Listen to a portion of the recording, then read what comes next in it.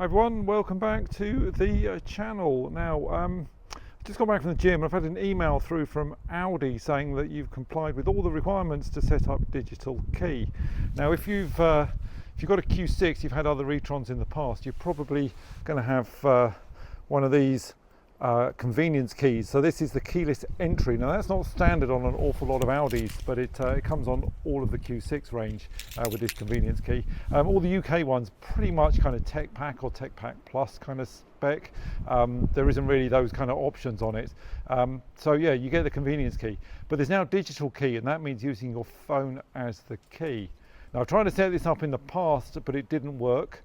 I've now had the car software upgraded, and a few days later I swapped my phone from an iPhone 14 up to a 16, and that might be the difference as well. It might just be that that Audi have now picked up I've got the new software and have finally sent the email out, so that phone change might just be convenient and coincident. So step one is going to be using the app to unlock the car. So just go into the My Audi app, which is there. I can just swipe up to get the shortcuts. I'm going to press unlock, and with the facial recognition turned on, that should make the car lights flash and the car should unlock. There we go, so that worked quite nicely. There's a couple of places where you'll find digital key. So this one with the menu for the 4 squares, you scroll up to the bottom and digital key is down here. I'm already signed in as a key user. It says set up the main device, and that's referring to my phone. So I am going to go to the phone and start things on that.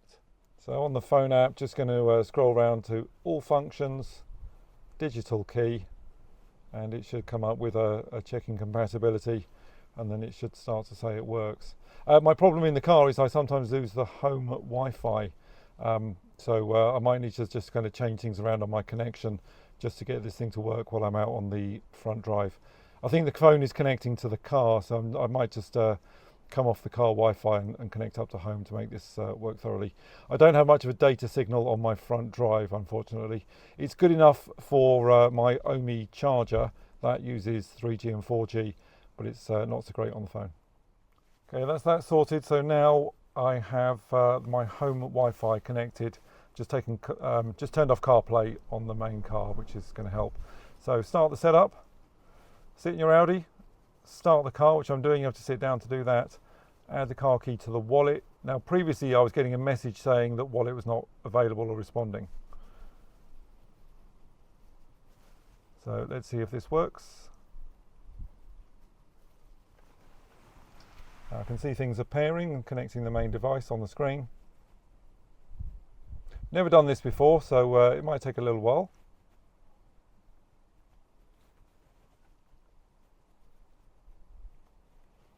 I never had a car that I could open with the phone either. Tesla owners are probably falling off their chairs laughing at how long and slow this is. Okay, so it says it's finished, and it says for using the car keys, you can start your phone with your start your car with your iPhone or your paired Apple Watch. Might be quite nice to put this onto my watch. That'll come in handy occasionally. I can't see me using this a great deal. I think I'm always going to rely on having the key with me, apart from the odd time when I need to move the car or something. My main worry is that if I go out with this phone and the phone battery runs down, the only way I can really charge the phone up is pop it in the cradle in the car, and if I can't get into the car, then I'm a little bit screwed. So I might just share this car key with another device if that's possible. I don't know if I can share things across the Apple Wallet for car keys. There's a few things I want to look into, but I just got a successful connection there. So yeah, it says your digital key will continue to function for a few hours even when the smartphone battery is empty.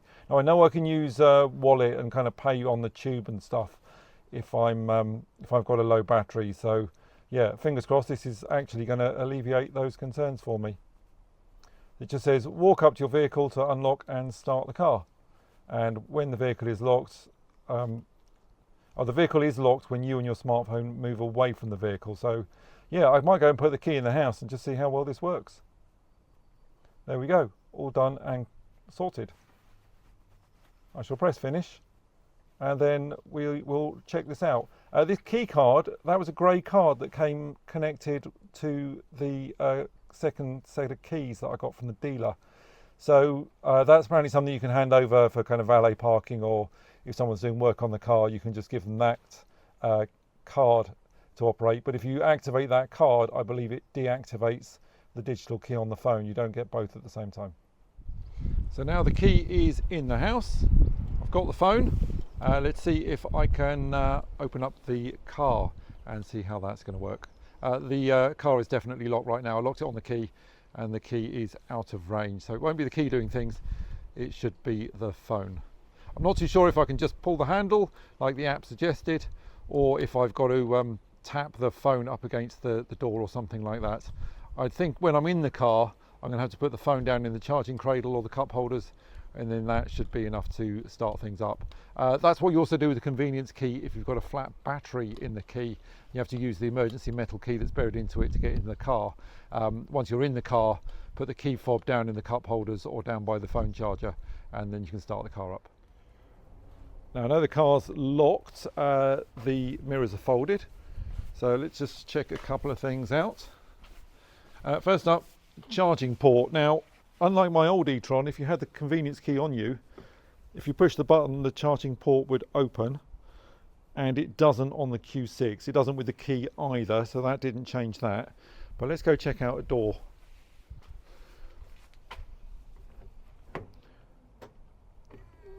Okay, that unlocked with my key in my pocket, so that worked. And when I sit down, the key should switch on, the car should switch on. So having set that up, I reckon this is actually going to be more convenient than I anticipated, because I don't have to take my phone out of my pocket. I can just open the car up just by walking up to the car. I can switch the phone on and switch the car on and drive without taking my phone out of my pocket. I don't have to put it into the cradle if I don't want to.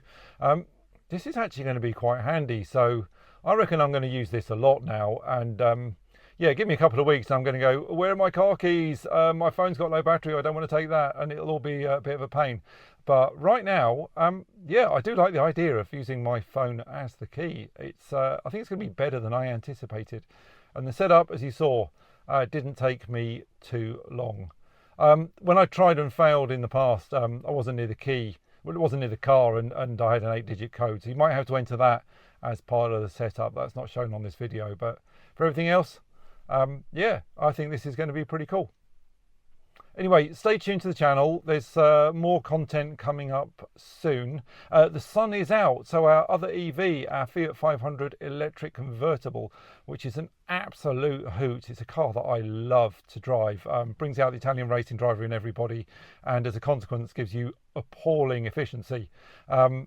You know, it's a giggle. So that's going to be on the channel. I'll get the Piaggio out. I've got a Piaggio 1 electric moped as well, which my son had been using. We kind of share that now that he's got his own car. And there's more stuff on this car coming up on the Q6. Efficiency wise, I'm going to kind of get some longer drives in again and talk about efficiency and range. Did a trip across the New Forest to Ringwood and back the other day. 4.2 miles per kilowatt hour. I mean, that is just fantastic for a big Audi. I was really, really impressed. Yeah, it's ultimate conditions. The battery was warm. It was 17 degrees outside. Did have my air conditioning on though. And yeah, it was all kind of 30, 40 mile an hour all the way. Not much stop and start on it. That makes a big difference to the car efficiency. But I was really impressed to see numbers above 4. I never really thought I'd see much over about 3.6. Even on the motorway run up to Heathrow and back from down here in Dorset, I've seen 3.5 at times or better. So this thing's actually turning out to be a little better in warm weather than I expected. Anyway, more about that on the channel. So please like and subscribe, and there'll be plenty of content coming up about life with your Audi Q6. So if you're looking at taking one on a lease or salary sacrifice company car, these are a pretty good option. So yeah, stay tuned and you'll find out much more about it so you can make a good informed decision. So a little PS to that video, since I did the original bit of recording and paired up that phone onto the car, I have not used the car keys at all, so that's about 4 days now without using the car keys, and I've completely relied on the phone. In fact, after I did that bit of filming, my phone battery was quite low, so I deliberately let it run down and go flat in the evening, and then a couple of hours later I came out to the car to see if it would work. Now, there was a message on the phone when I tapped against it that said express cards, which are the ones that I've got kind of paired up for the London Underground for tapping in and out of the train stations, and also keys would still function. And sure enough, yeah, a couple of hours after the phone had died, I was still able to tap the phone against the car door and get into the car without a problem. There has been one occasion when the phone was in my right hand pocket. I jumped in the driver's seat and it said, please place the phone in the charging bay, and then it paired up and I could start the car. That just took a couple of extra seconds, but most of the time I'm able just to open the car with 1 or 2 pulls on the handle, with the key in my pocket, with the phone in my pocket rather, and I'm also able to start the car up with the phone in my pocket and just drive away. So this is proving really, really convenient.